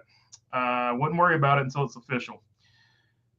Like I said, Corey LaJoie just gave out a discount code for Built Bars not too long ago. Let's see, Rich, like within the last 2 or 3 days. Rich L says, I don't have a problem with Ross's way of driving. Really felt a lot of business with Denny and him was for show. Yeah, I think the media spun it up because they had something to talk about and they knew it was getting a lot of views, and that's how the media works. So that was a big part of it, I think, for sure. I think after the first 2 incidents, it was actually basically dead, but the media just kept spinning it up, and that was just sort of a media-driven thing. You want a spec engine then? So you truly want a spec series? I don't want a spec engine. I just want the same engine block. You can put whatever you want to in it, in my opinion. Like I wouldn't say that, but I think one engine would be cheaper, right? So not one engine altogether. Like you would have one Dodge block, one. I would start off with the one that's not even in the sport. One Chevrolet block, one Ford block, one Toyota block. No, not like they're doing in trucks with the Ilmore engine. I'm not about that. I'm saying basically the way they've done it forever. You've got a set of rules, and you can have a 358 cubic inch engine, and you build it however you build it, right? So what I was getting at there. Basically the same rules you got now, but in the Bush series, you would put like a different intake manifold on each of them. Like Ford would have their different intake manifold, Chevrolet would have its different intake manifold, Toyota would have its different intake manifold, so on and so forth. That's what I was getting at. It would definitely be cheaper that way though. So because then you could take a cup engine, put a different intake manifold on it, and it would be a Xfinity series engine, right? So I think that would make a lot more sense. And that's essentially what they still do. They just put a carburetor on the Xfinity series engines and a intake manifold on, or a fuel injection manifold on the cup engines. It would make sense because I'm pretty sure they're still the same blocks, right? That's all I was getting at. Molten Rage. Also, Kohler is not. Yeah, Kohler's gone. That's official. Kohler is gone, allegedly. But I don't know. I don't know. I'm not going to worry about any of that stuff, Molten, until it's made official. Because once again, Brad Keselowski gave a plug to Kohler not even 2 days ago himself. So I don't know if I believe that Kohler's gone either. I think people are just jumping to conclusions and taking stuff way out of context. We'll just have to wait for it to be official. The only one we know for sure that's official is A-Shock today. So who wants to start a swear jar for Molten? Let's start the poll, says Rich L. So there you go. Keep the cuss words to a minimum there, Molten. Let's see. RJ says, Rich, he owes me for my swear jar. There you go. Penultimate 22 Dragon. Should Ron Hornaday have moved up to cut with DEI? I think he would have done better in 98 than Steve Park did. I'm a big Ron Hornaday fan. I like Steve Park too. But I think head and shoulders, Ron Hornaday was a much better driver. And I agree with you. I don't know why it worked out the way it worked out. But in hindsight's 2020, I do think Ron Hornaday would have been the better driver there. Mark Langer says Johnsonville or good independent brats, RA, Road America, best brats in the paddock. They come from turns 5 and turns 14. So there you go. If you go to Road America, go get you a brat at turn 5 and turn 14 or turn 14. So there you go. I've never been to Road America, so I will take that advice if I ever get up there. RJ says, the only sausage I have has 4 legs, a long body, hyper attitude, and a big mouth when it comes to crazy hot dogs, and she'll be 11 next month. So there you go. RJ has a weenie dog. There you go. Let's see. Mark Langren, can't find a thumbs up merch. I do have it. Let's see here. There you go, Mark. There is the merch. I just put it down there in the chat. I did remember this time, so there you go. I remembered last time too. I don't know if you were on the chat last time, but I put the thing. I put the click, the website for the merchandise in the last one too. I have remembered. I've gotten better. I've got it on a Word document now. Drew Chronic says Denny is crafty. Denny is definitely crafty. Definitely crafty. Ross is not going to risk that again. This second year, next gen cars, the veterans are not going to give him any breaks. Now, if he does it again, we'll see. Last year, they were all talk, man. So we'll see. Kelly Combs says, hot dogs, laughing out loud. Lily's Crafty Corner. What's up, Lily? Ross will move the 11 for the win in a heartbeat. Yeah, and vice versa. Like, that's why I didn't get it. Like, we've seen Denny Hamlin move people for a win, too. I just didn't understand. I didn't understand the big hubbub about it. So it sort of is what it is. I sort of understood it more when it wasn't for a win. Like, I understand people get upset about that a little bit more than the moves for the win. Let's see. RJ says, Kelly Combs, was that in response to my little doggo? Let's see. Mark Langer says, Gibbs gets the Weiner Award. A lot of people think that the Joe Gibbs drivers deserve the Weiner Award. Joseph Marigliano says, I think Jimmy Johnson coming in with petty GMS will be fine if Focus Factor leaves. And once again, let's not jump to conclusions. Nobody has said Focus Factor is leaving. That's just somebody. Moulton said he didn't see it on the website, so we'll see. We'll see. Let's see. Drew Chronic, Roscoe P. Chastain from Roscoe P. Coltrane. From Dukes of Hazzard, I think. So there you go. That's that reference there. Kelly Combs. No, I couldn't find a picture of the shirt. LOL. There's not a picture of it. There's just the what I put in the chat is just a link to the merchandise website, I guess. Rich L says Lily and Denny will do it back. I'm just hoping Ross blows the dust off Denny's fenders without even touching him. I mean, that would be the best way to do it, right? So for sure. Whitman 22 says rest in peace, Ken Block. Yeah. So for those who missed the first part of the show, Ken Block, absolute legend. There will never be another one like him. And it just that news hit me almost as hard as Alan Kowicki and Davey Allison being unexpected, and just being a guy who I didn't realize how much I liked him, and just all of a sudden he's gone. So that they hit like a ton of bricks. Yeah, so for sure, rest in peace to Ken Block, and thoughts and prayers, and however you lift up people, and the Hoonigan family as well. Uncle Bones too says, "What's up, Bones? Moulton Ross saved NASCAR. He is untouchable now, and yes, all the old guard hate him." So there you go. Kelly Combs says, "Everyone have a good night." Maloney, as always, you rock. I appreciate it, Kelly. Thank you very much. Rich says, "Good night, Kelly." Let's see. Travis Manley says, "Who is your favorite driver?" I'm a Kyle Larson fan, and then I pull for two teams, and that is RCR and Petty GMS as they are now. But basically, whoever Richard Petty is involved with is always going to be my favorite teams. And I do like Ross Chastain, so pretty much everybody.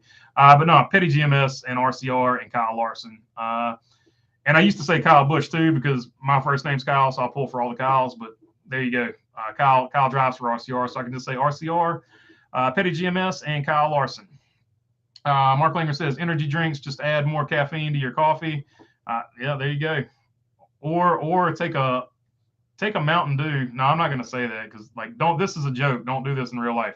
Take a Mountain Dew and pour a Red Bull in it. There you go. That's what I used to do when I was stupid and young. Now I'm just stupid and old. Joseph Marigliano says, why did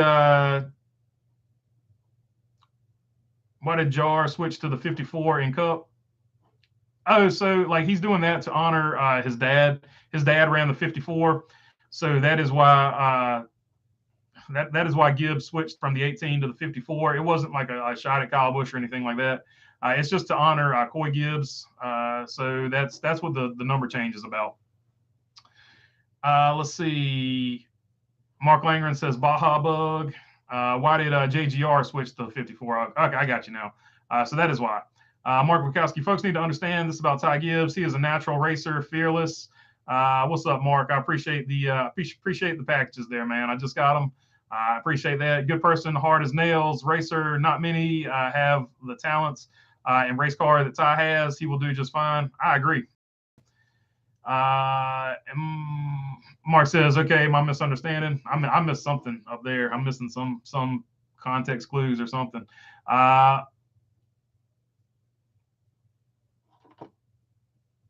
I missed some parts of the conversation. Here we go. Platypus Gamer. Should tapered spacers be used in the Cup Series instead of restrictor plates? I mean, that's what they're using. So I don't know. They don't use restrictor plates in Cup anymore because of the fuel injection. So it is a tapered spacer. So should they use them? I think they have to with the fuel injection. So I guess I would say yes. Uncle Bones too says, how do you what do you call a fruit in the military? Major Melon. Now drop and give me 20 jokes, Sergeant. So there you go. Getting the dad jokes going there. Do Xfinity and trucks use carburetors? I know Xfinity does. I'm not sure about trucks. I'm not sure about trucks. That's all I can say about that one. Let's see. Drew Chronic, different compression back in the day, 9-to-1 for Xfinity, 10-to-1 in Cup. So that there you go. And that's all I was saying. You can configure them differently, but it would make more sense to just make them all 10-to-1 or all 9-to-1, and then just have like a different intake on them, sort of like they do late models and limited late models. It's the same engine. You just put a different intake on them, and that saves everybody a lot of money. So that would be a good move, I think. Uncle Bones says, RJ, good one. Platypus Gamer, why did NASCAR lower the horsepower? Was it to make the cars not as easy to flip? Platypus Gamer, the big reason they lowered the horsepower was to entice other brands to get involved in the sport, because some brands were having problems making a specific motor that they didn't have a block for, and then making that motor and having it go to like 1,000 horsepower essentially back in the day. So it was cost prohibitive, according to the manufacturers from that perspective. So they lowered the horsepower to entice other manufacturers to come into the sport. They call it the Toyota rule because Toyota said they couldn't make an engine that would hold together at that amount of horsepower, and it's been super controversial ever since. Robin Mark says sponsorship will be rough. The markets are tanking. Tesla has lost 70%. Even Apple is sinking. Belts will be tightened. I agree. I think you're going to see a lot of belt tightening this next year coming up. Molten Rage, if Chastain keeps, if everything keeps going like it's going, if Chastain keeps doing what he's doing this year, he's going to lose a lot more respect from him. Like I said, there's aggressive driving and there's just being a menace on the track for no reason. Yeah, and that's what I'm saying. Pick your spots. Learn to be aggressive when the race is on the line, but when it's only 30 laps in, there's no need to throw sliders and blocks and all that. So he'll figure it out. They all have to figure it out. Eric Jones was wearing a Columbia professional fishing gear hat on his post the other day, but they are not listed as a partner either. That's what I'm saying. You can drive yourself crazy reading all kinds of stuff into this stuff. But at the end of the day, you never know. Mark Langer says, if you go to Road America, let me know. I will. I will definitely let you know. I will let everybody know. I'll just let them know on the channel. But yeah, I have not set my schedule yet. I haven't even looked. John Lewis, what MR keep winning? I'm missing something there. Mark Barnum says trucks would be a better series if they use different blocks too. Yeah, it could be. I think the Truck Series puts on good racing up until last year. For whatever reason, last year the Truck Series turned into a demolition derby, more so than normal. Chase Elliott got moved by Hamlin, says Platypus Gamer. Yep, I mean they all do it. They all do it. That's why I didn't understand all the uproar about it. Platypus Gamer says, how fast can the Truck Series go without a restrictor plate? I don't know. It's a boxy body, so that's a good question. I know back in the day, Rusty Wallace took a restrictor plate off and he went like 212 at Daytona or something like that, Talladega. Molten Ray says, you just proved the point. Every time Ross moved someone, it wasn't for a win. Just no reason. Yeah, so Ross Chastain, you're either going to like him or you're not going to like him. I'm not getting into that back and forth. Let's see. He could be more selective as to when he puts the bumper to people, but it is what it is. You either like that or you don't like it. There's no in between. RJ says, what's funnier than a dad joke? Talking to Bones. John Lewis says, well, Ross is okay in my book. Yeah, I don't have a problem with Ross either. Like I said, I think all drivers essentially do it. I don't understand the uproar about all of a sudden Ross is doing it and he's all of a sudden the bad guy when you can name 12 other drivers that did the same thing in the same race, but it is what it is. Like I said, TV likes to make good guys and bad guys because it helps them with ratings. Molten Ray says, if Brad Keselowski takes revenge on Ross for what happened at Martinsville playoff race, I wouldn't blame him because Ross did him dirty, and that was such a bullcrap to see on TV. Some respect on Ross. Beast 1624 says, hashtag Ross is my Chastain. So there you go. Mark Langer says, nasty. That's as bad as a Jaeger bomb. Well, sometimes I would put Jaeger in there too. Mark, no doubt about it. You got to do what you got to do when you're cooking for $10 an hour to get by, especially when it's getting into like 2 a.m. in the morning. John Lewis says, all I can say is go Ross, go. Joseph Merigliano says, have you heard of anything about Rick Ware Racing? I haven't heard a word about them other than they have to get one of their car numbers above 30th in points or something like that to keep their charter if NASCAR enforces that rule. That's a big if. Mark Langer says, my misunderstanding on the engine. No, you're good, man. I definitely don't want a spec engine. I want them to be able to put whatever components they want to put in them. But I do think from a cost saving perspective, like if they had the same block, and I got into it. We covered that. Old Home Guy says, remember when the Busch Series ran V6s? Yeah, that was terrible. They sounded awful.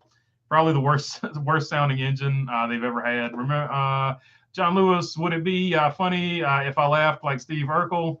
Oh man, I forgot about the Steve Urkel laugh.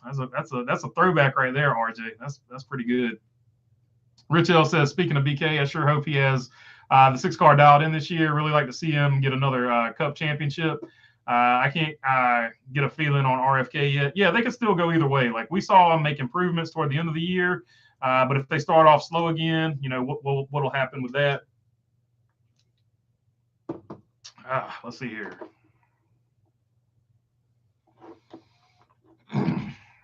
John Lewis says, "Wow, where's all the love in 23?" I don't know, John. It's started off a rough year, that's for sure. Who knows? Brad could have a similar rebound like his 2010, 2011 seasons. Yeah, that's for sure. I think RFK could go either way. Like I could see him getting way better, or they could sort of not. Rich L says, Ryan, I hope so. Mark Langer says the nearest Delta airport. Ross moves are dangerous, says Drew Chronic. I mean, that's a fair point. Like a lot of people don't like that, especially with the safety of this current car. They said they fixed it, but who knows if they've actually fixed it or not. Like I said, last year they said they like the numbers. SRX is coming to my home track of Berlin, so let's go, says NASCAR guy. I've met a lot of people who love the Berlin Speedway. I actually met somebody in Phoenix. His home track was the Berlin Speedway before he moved sort of where he was at then and there. Rich, we need to get BK to step up. I think BK has stepped up. I think the equipment has gotten significantly better since he's gotten there. So I think he's building the organization right the proper way. Drew Chronic says, look at Michael Waltrip's Bristol car when he hit the crossover gate.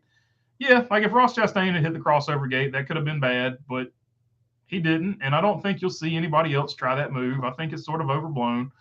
But it's on NASCAR. It's on NASCAR to make the car safe. It's not on Ross Chastain to make the car safe or the track safe. So that's a NASCAR issue. During a rain delay last year, Ross basically said he doesn't care that much if people are mad at him, and that's the approach you've got to take, right? You can't worry about if you worry about people liking you, like you shouldn't be in a race car. Drew Chronic says Rick should just use Garrett Smithley. That guy finishes if he doesn't break, says Drew Chronic. I mean, there's a number of people he could put in that car to make it run good. So spend a little money, get some new tires for all the races, and stop using used tires. That would help. Same thing happened to Mike Harmon in the early 2000s, says RJ. Yeah, the Mike Harmon one's another one. Scary to watch on YouTube. Can't believe either one of them walked away from those. Rich L says, but it's a fair point. It was a dangerous move, and I'm not trying to say Ross Chastain didn't make a dangerous move. I'm just saying that's on NASCAR to make the track safer, make the car safer, or put a rule in place that if you do that, you miss a race, and that'll put an end to that nonsense, right? If you saw it as nonsense, a lot of people saw it as the greatest move of all time. So it's all kinds of stuff on that one. And I'm going to go ahead and end the poll here. 76% said yes, Ross Chastain will move him again. Rich L says, I'll be back in a second. Just going to check on supper, says Rich. So there you go. We got about 15 more minutes on here, then I'm going to hop off. So get your questions in. Don't ruin my Jaeger. Just one more caffeine at 2 a.m., then 151. Oh, Bacardi 151. Yeah, that's rough stuff too, Mark. Woo. At 151, you can hold that. I've had some of that in my day though. Let's see here. The best tasting one is Rumble Mints and 101. They're called snowshoes, at least in West Virginia. Molten Ray says you can't be doing that on track. I'm a Ross fan. I like the guy, but he again needs to clean it up and race with respect. Do what Priest said in the interview at Charlotte to Carson Hocevar. Yeah, I mean, I think he will though. I think, and like I said, a lot of this is overblown. Like anytime Ross Chastain got close to anybody, the cameras tried to make it look like he was wrecking everybody. They stretched so hard. They had like just enormous amounts of stretch on some of those incidents with Ross Chastain. They wanted to make him a bad guy, and he ended up being like Stone Cold Steve Austin. He was the bad guy that was supposed to be the bad guy, and people ended up liking him. So that's sort of the way that went. Mark Bukowski says if some think Ross drives too aggressive, then by all means race him like he races you. Problem solved. Says Mark Bukowski, and that's a fair enough statement, right? If he wrecks you, wreck him back, since NASCAR is not going to do anything about it. Charter, but once again, I'd like to point out that it was overblown. He had one real incident with Denny Hamlin, one incident that, depending on what side you pulled for, was an incident, and then he had the rim ride over at Martinsville. So he only had 3 real incidents. The rest of them were sort of whatever. Yes, he wrecked AJ Allmendinger, but if you remember, AJ Allmendinger started that. Ross Chastain finished it on the road course. Old Home Guy says charter performance seems odd if teams have several drivers in a car.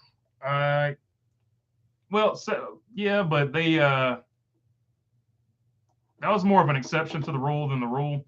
Last season with guys getting hurt, and these cars, these all-star cars that they're putting together, they don't have a charter on those. Like the Trackhouse Project 91, that's a non-chartered car. The Petty GMS car, that's going to be non-chartered, so on and so forth. For whoever else does one. Ryan Preece, after rewatching that interview, I gained a lot of respect. He said things that drivers have been wanting to say on TV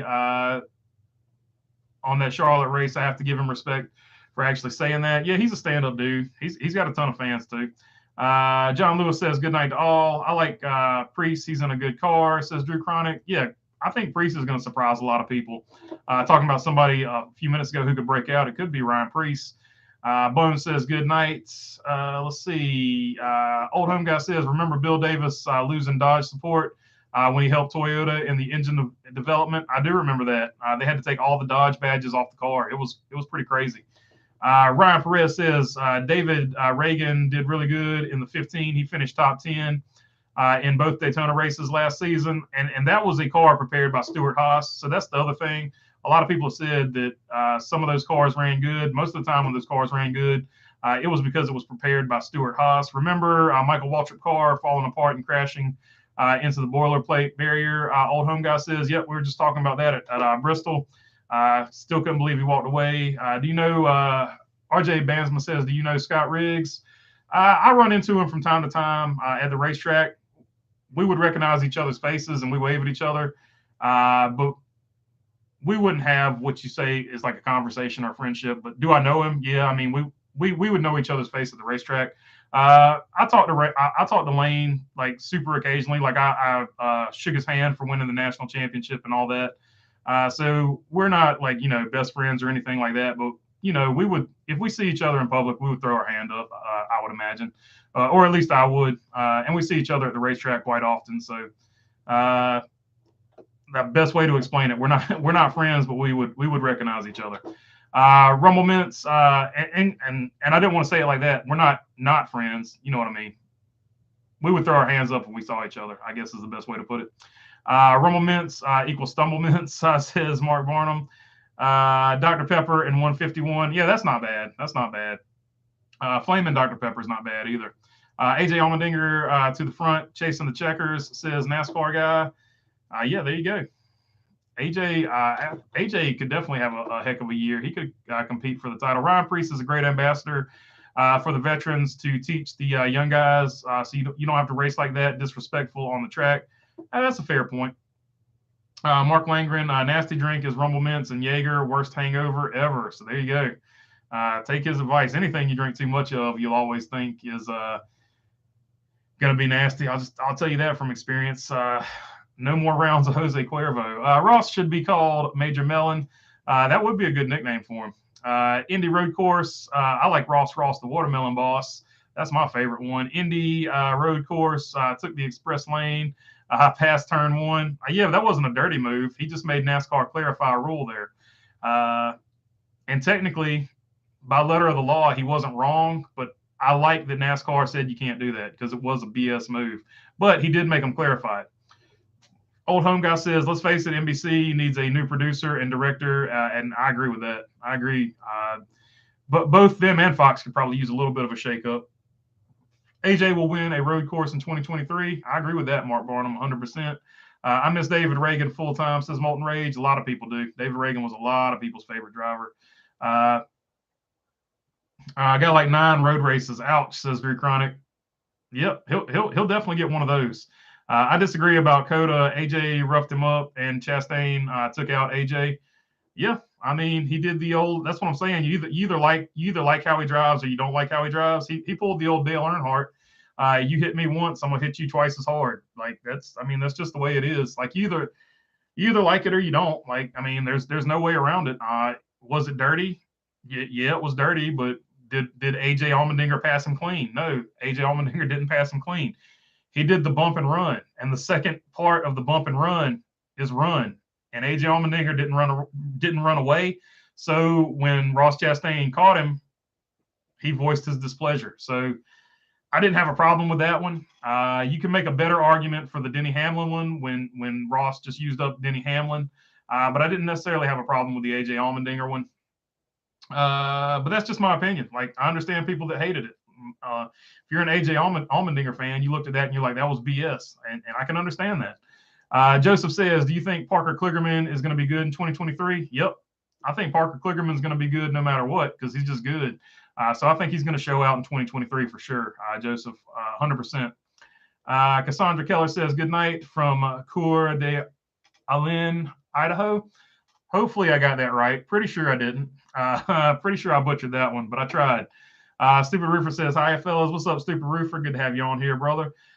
Old Home Guy says, David Reagan is helping coach Haley Deegan. So that's pretty cool. So there you go. If you like David Reagan, his driver that he's helping is Haley Deegan. So you're now a Haley Deegan fan, possibly. Mark Bukowski says, won't be long and Daytona will come alive. I agree. RJ Bansman says, Scott Riggs was my hometown hero as a kid. Really nice guy. Yeah, he's pretty cool for sure. Orange County Speedway man. I think he started off driving a Volkswagen Bug, if I'm not mistaken, at Orange County. What is happening with Spire Motorsports truck team? Spire Motorsports truck team? I'm not sure. I don't know. I know Hendrick wanted to run it last year, and that's why they ran it. So I don't know. If Hendrick wants to run it again, I guess they'll do it again. But I don't know.